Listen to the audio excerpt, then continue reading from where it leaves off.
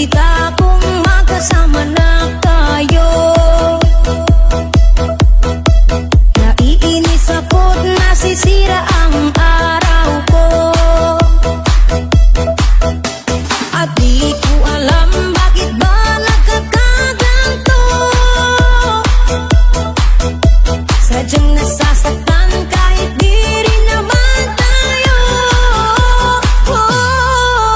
Ang puso ko'y nagdurugo at parang sumisikip ang bibig ko sa tuwing nakikita ko na magkatabi tayo.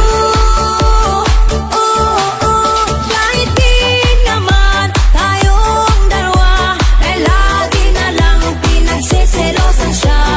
Bakit ba siya at bakit di na lang ako?